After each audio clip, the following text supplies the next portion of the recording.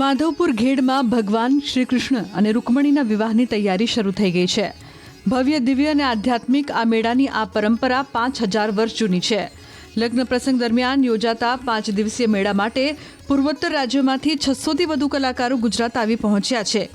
અરુણાચલ પ્રદેશ, આસામ, સિક્કિમ, મણિપુર, મિઝોરમ, મેઘાલય, નાગાલેન્ડ અને ત્રિપુરાના આ કલાકારોની 28 ટીમનું ઢોલ નગારા સાથે પરંપરાગત ઢબે સ્વાગત કરવામાં આવ્યું.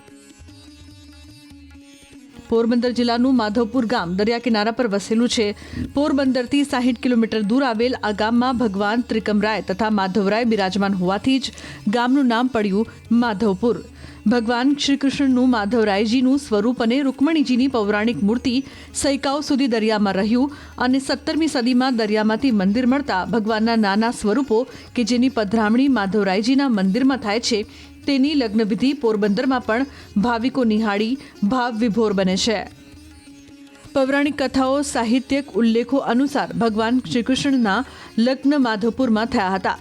આ વિવાહની યાદમાં વર્ષોથી યુગોથી માધવપુર ઘેડમાં 5 દિવસનો મેળો ભરાય છે. માધવપુરનો મેળો રામનવમી ચૈત્ર સુદ નોમથી શરૂ થાય છે અને ભગવાનના લગ્ન ચૈત્ર સુદ બારસના રોજ થયા હતા તેટલે તે દિવસે લગ્ન થાય છે. રામનવમીએ માધવપુર માધવરાયજીના મંદિરે મંડપ રોપાય છે. ચૈત્ર નોમ, દશમ, 11 3 દિવસ ભગવાનનું ફુલેકું નિજ મંદિરથી નીકળે છે. રાત્રે 9 કલાકે નિજ મંદિરથી ફુલેકું નીકળી મુખ્ય બજાર બ્રહ્મકુંડ થઈ રાત્રે 12 કલાકે નિજ મંદિરે પરત ફરે છે. ચૈત્ર સુદ બારસે વિવાહ ઉત્સવ યોજાય છે. ઓજત, ભાદર અને મધુવંતી નદીના ત્રિવેણી સંગમ તથા અરબી સમુદ્રના કાંઠે પ્રાકૃતિક સૌંદર્યમાં સામૈયું કરાય છે. સાંજે ભગવાન શ્રી કૃષ્ણની જાનનું પ્રયાણ થાય છે ને મધુવનમાં જાન આવે છે. કન્યા પક્ષ દ્વારા જાનનું સ્વાગત કરી લગ્નની વિધિ યોજાય છે.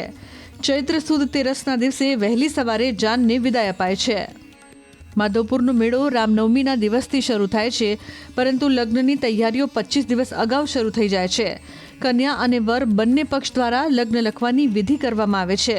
ભગવાનના લગ્ન પૂર્વ મહિલાઓ સત્સંગીઓ લગ્ન ગીત ગાય છે.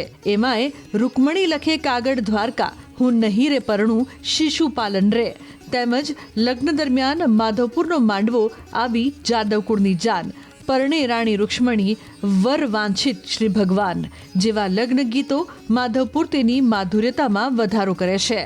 રામનવમી અને દસમ 11ના રોજ ભગવાનની વર્ણાંગી પણ નીકળે છે.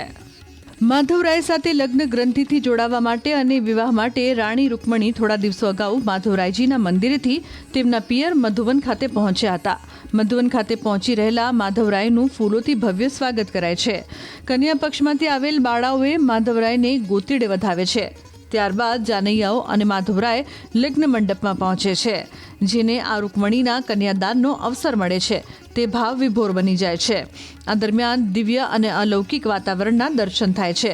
જાણે ભગવાન માધવરાય અને રાણી રૂકમણી સાક્ષાત હાજર હોય તેવો આભાસ અહીંના લોકો કરે છે. हम लोग को जो इनिशिएटिव से हम लोग यहाँ पर मेला में जा रहे हैं माधवपुर मेला में, और हम लोग को बहुत अच्छा ट्रीटमेंट दिया गया है, सुविधाएं दिए गए हैं. अभी हम लोग नाजल स्टेशन में हैं. यहाँ से हम लोग को बस में ले जा रहे हैं और सब कुछ बहुत अच्छा जा रहा है, सब कुछ बहुत बढ़िया जा रहा है.